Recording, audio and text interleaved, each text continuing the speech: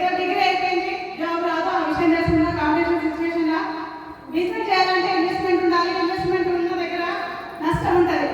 SRL లాభాలు ఉండవు. పెట్టాలంటే మా ఇంట్లో వాళ్ళకి నమ్మకం ఉండాలి. నా పైన గెలిసేదా ఓడతారు కదా. రెండు కూడా నాతో కాదు అని అనుకున్నా.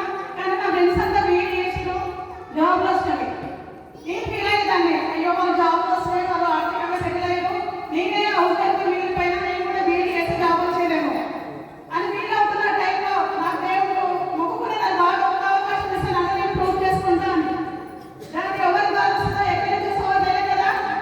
దేవుడు శాపాలు ఇవ్వడు, వరాలు ఇవ్వడు, ఒక అవకాశం మాత్రమే ఇస్తాడంట కదా. ఒక my great leader Indian CM number పాఠశాల మా ఇంటికి వచ్చింది. ఇంటికి రాగానే మనం బిలీవ్ చేస్తారా? తను మా రిలేషన్ ముందుగా అస్సలు బిలీవ్ చేయలేదు. సార్కి ఇంకా సరిపోతలేవు, బాగా ఆశ ఉంది అనుకున్నాం. నేను కంఫర్ట్ జోన్లో ఉన్నా. నాలుగు గోడలు నా జీవితం అనుకున్నా. బయటకు రామంటుండు, ఏదో నెట్వర్క్ అంటే అప్పుడు నాకు తెలియదు. వాస్తవం చెప్పాలంటే ఇది ఏది కూడా ఎక్స్పీరియన్స్ లేదు నాకు వాస్తవానికి. అంటే ఏదైనా చేస్తుంటే ఆలోచించదాన్నేమో. అట్లా ఒక 1 year వేస్ట్ చేసినా నష్టపోయింది నేను. అవునా కదా? ఇందులో కూడా చాలా మంది ఉన్నారు. లేట్ చేసే వాళ్ళకి టైం చూడడం చేద్దాం అనే వాళ్ళు ఉండొచ్చు కదా. లేడీస్ ఎప్పుడు ముఖ్యంగా టైం వేస్ట్ చేయకండి. ఓకేనా? Thank you. నేను అట్లా ఒక 10 రోజులు లేట్ చేసినాక ఈ రోజు ఇక్కడ నిలవడానికి మెయిన్ కారణం అంటే ఒక జ్యోతి మేడం, బీబీ మేడం ఇద్దరే. నాకు బస్ స్టాండ్ దగ్గర వాళ్ళు కలవకపోతే నేను ఇక్కడ ఉండేదాన్ని కాదు. వాళ్ళిద్దరు కూడా మారిపోతే వాళ్ళు అందరూ నాకు శ్వేత మేడం చెప్పారు. కాన్సర్ వాళ్ళ భార్య పక్కన తను చెప్తుంది, పిల్లి మన ఊరే వాళ్ళిద్దరు వాళ్ళు చేస్తున్నారు చూడ ఒకసారి అంటే వాళ్ళు నేను ఊరు ఏదైనా తోటి కాదమ్మా, నాకు ఇబ్బంది పెట్టదు అని చెప్పిన. వాళ్ళిద్దరు కలిసి ఊరికి వెళ్ళినంత వరకు చెప్తూనే ఉన్నారు.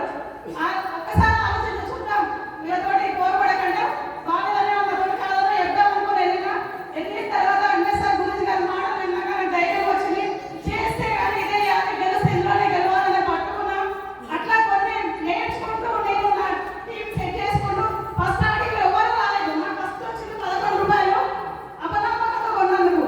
మెల్లిమెల్లగా ఒక్క సింగిల్ ఎన్నో మీటింగ్స్ అన్వేషణ గురించి గారు చాలా సార్లు చెప్పేసారు, నాకు ఎవరు రావట్లేదు, ఎవరు వినట్లేదు, ఎవరు చెప్పిన నో అంటారు అని. అంటే తల్లి నువ్వు నిల్చోరా, నువ్వు నేర్చుకో, ఫస్ట్ నువ్వు నేర్చుకో, నువ్వు కరెక్ట్ వేరే ఒక సిస్టంలో ఉండు, ఆటోమేటిక్గా అదే వస్తా అంటారు అన్నారు. అదే మాట ఒకటే మాటతో ధైర్యంతో నిలబడ్డా. నా ఐఎస్ ఇంకా 1,84,000.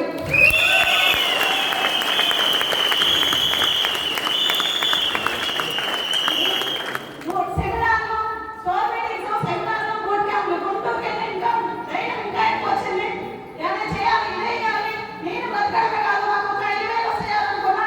నాకు ఇంకొక 75 మందికి అవకాశం ఇస్తూ అమౌంట్ తీసుకున్నారు. ఇందాక మాట్లాడే వెంకటేశ్వరం నాలేనే అట్లా సాఫ్ట్వేర్ మీద ఎవరు నాతోనే కాదు. నా తెలుగు మీడియం, నాకు ఎడ్యుకేషన్ లేదు, స్కిల్స్ లేవు, ఎవరు కమ్యూనికేషన్ లేదు, ఎవరు నాతో అవుతుందా కాదనుకున్నా. నాకు మంచి మంచి ప్రొఫెషనల్స్ వచ్చారు, ఎంఆర్ఓ వచ్చారు, ఎస్ఐలు వచ్చారు, కానిస్టేబుల్ వచ్చారు, 15 మంది ఉన్నారు. ఈ ప్రతి డిపార్ట్మెంట్స్ కూడా వస్తున్నారు. అంటే నువ్వు నిలబడితే వచ్చినా ఇవ్వదు వస్తారా? నిలబడితే లేదా? మా ఫ్రెండ్స్ అంతా రీసెంట్ జాబ్ వచ్చి అనుకున్నా. ఎవరు కూడా నాకు ఇప్పుడు వెంటనే ఇవ్వట్లేదు అమౌంట్. 1,00,000 పైగా వర్క్ లేదు. అంటే నేను అనుకుంటే ఏం చెప్పాలి, మా నాన్న ఎప్పుడు నేను చేసిన ఇన్వెస్టర్ అసోసియేషన్ దొరకడం నా టెస్ట్ చెప్పి ఒక వరంగా భావిస్తున్న. నా డిసెంబర్లో 10 మందికి లక్షలు ఇప్పిస్తుంది, 5 లక్షలు తీసుకోవడం. థ్యాంక్ యూ విషయం.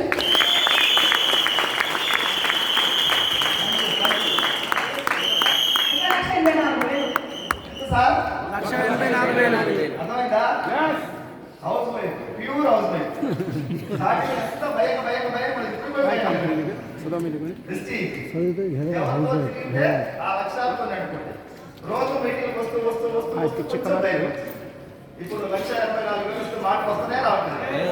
ఒకప్పుడు మైక్ ఇస్తా ఉంటే బీబీ మేడం వెళ్తుంది.